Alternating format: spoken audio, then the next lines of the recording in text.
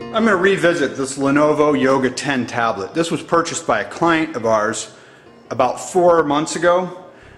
The client purchased it thinking that they could run more applications on this than they really can. So it was purchased, we set it up with that client's email address, hooked it into their system, set up remote desktop so they could get to their terminal server through it. And when I handed it off to him, he said, "Hey, can you set iTunes up on this?" And well, it's an Android, that's just not going to work. And that was a deal breaker for him. He wants to have iTunes, so we went through, we found him a good deal on an iPad and set that all up, and he's very happy with the iPad. But obviously, the iPad's not a $250 to $300 device like the Lenovo Yoga is. So what I did is I went ahead and I purchased this from him, and I've been using it myself for my business, and it works very well. It does everything I needed to do. I've got my email set up on here. I've got a ton of business apps set up in here. When I teach guitar lessons, I use this to pull up videos and instructional material for my students. It's just a good all-around tablet. The battery life on it is incredible. I'll go 3-4 days sometimes without plugging this in to recharge it. Now, I don't use it constantly over an 8-hour stretch. I'm not running tons of video or anything on it, so obviously if you're doing that high intensity stuff, your battery life is going to be a little shorter. But generally speaking, every 2 days to 3 days I plug this in. I think this has been in the case for the last 4 or 5 days, and we're still showing about 1/8 of the battery left right now. Things I really like about it: the handle, the battery pack on this acts as a handle. The unit is razor thin. The case is strong. It's an aluminum case. There's very little flex in it, and the touch screen is quite responsive. It's got the little kickstand on it, so you can stand this thing up. You can use it in a variety of positions. I find this position quite handy to type on. When you pull the keyboard up, it's right at your fingertips. Quite easy to type on that on a desktop. Obviously, it will stand up in a variety of positions depending on what you need it to. It does get overbalanced if you go back too far, but it's still pretty convenient. And if you connect a Bluetooth keyboard to this, it's a pretty good position if you're sitting at a desk to use it as a kind of a slimmed down laptop solution.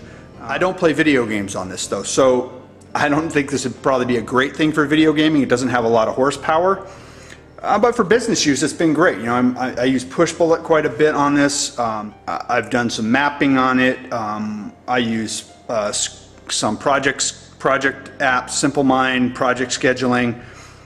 I print over my wireless network or at customer sites. If I need to print a document out, I can just jump on and print direct to their printers from it. It's been a great machine.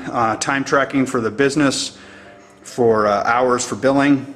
It's just a good tablet. I never expected to like a tablet, so I'm pleasantly surprised by how much I'm able to use this and how useful it has become. I really don't carry a laptop with me anymore. This does all the functions I need out of a laptop, outside of the occasion when I've wanted to attach to like a Cisco device with a serial connection.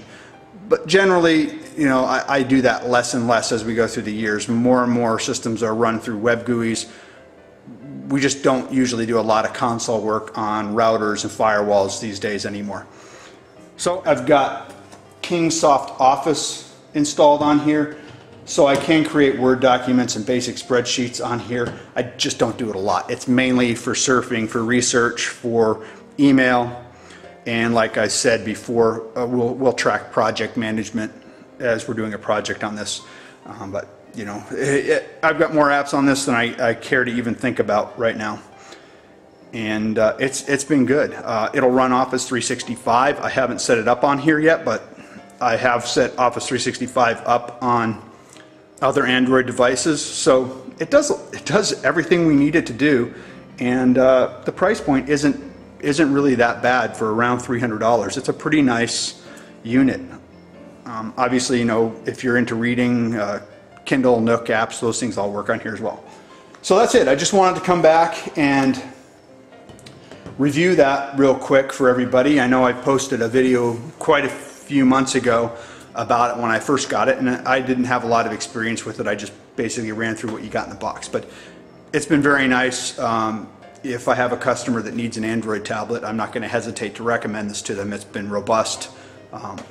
I carry it around in an old mini laptop case, so I keep it well protected. It doesn't get dropped, but it's a good device. The sound in it is decent. Typically when I'm teaching lessons, I plug it into a small PA system I've got at the studio and run the sound through the PA, but the speakers aren't bad for what they are, which is just real basic little stereo speakers.